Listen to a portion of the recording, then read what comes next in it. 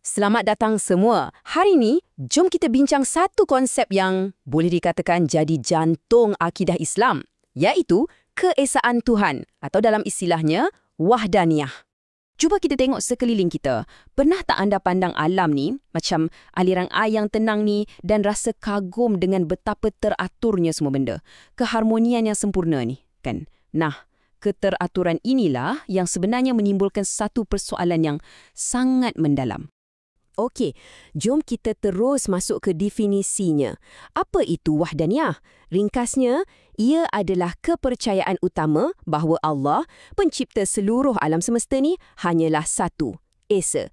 Konsep inilah yang jadi tapak, jadi asas untuk segalanya dalam akidah. Jadi, macam mana kita boleh faham konsep ni? Menurut sumber rujukan kita, ada 3 cara atau 3 bukti utama yang dikemukakan. Pertama, melalui fitrah kita sebagai manusia. Kedua, tentunya dari kitab suci. Dan ketiga, melalui logik akal.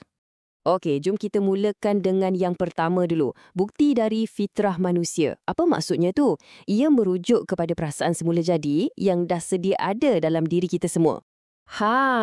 Gambar ni, ia seolah-olah menggambarkan idea fitrah tu. Ia satu pengetahuan yang dah ada dalam diri kita, macam dah tersemat dalam jiwa kita sejak azali, yang secara semula jadinya mengakui adanya pencipta yang satu. Dan sumber kita ada sebut satu perkara penting, ia kata, manusia mengenal wahdaniyah Tuhan pencipta dengan fitrah mereka.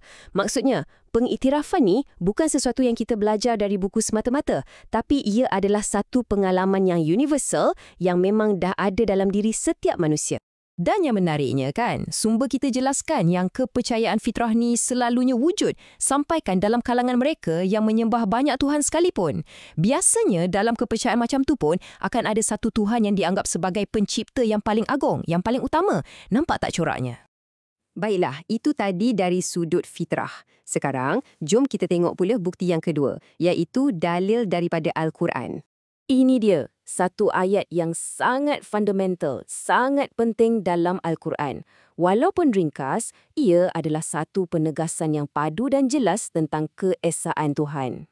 Ayat tadi membawa maksud, katakanlah, dialah Allah yang esa. Nampak tak betapa jelas dan terusnya pernyataan ni? Ia tak tinggalkan sebarang ruang untuk kekeliruan tentang keesaan mutlak Tuhan. Okey, kita dah tengok dari segi fitrah dan kitab suci. Sekarang, bahagian yang sangat menarik, bagaimana semua ni boleh difaham melalui logik akal dengan hanya melihat alam di sekeliling kita. Memang pun, Al-Quran sendiri sering kali mengajak kita untuk perhatikan, fikirkan tentang alam ni. Sebab ia penuh dengan tanda-tanda keesaannya. Macam gambar hutan ni, ia nampak kompleks, tapi ada satu sistem, satu keteraturan yang menyatukan semuanya. Ini metafora yang cukup baik untuk alam semesta kita. Jadi, macam mana hujah logiknya berfungsi? Ia dipanggil hujah keteraturan. Macam ni. Cuba kita fikir, semua benda dalam alam ni, dari sekecil-kecil zarah sampailah sebesar-besar galaksi, semuanya bergerak dalam satu sistem yang sangat teliti, sangat teratur. Jutaan bintang dan planet, semuanya ikut laluan masing-masing. Tak ada huru-hara.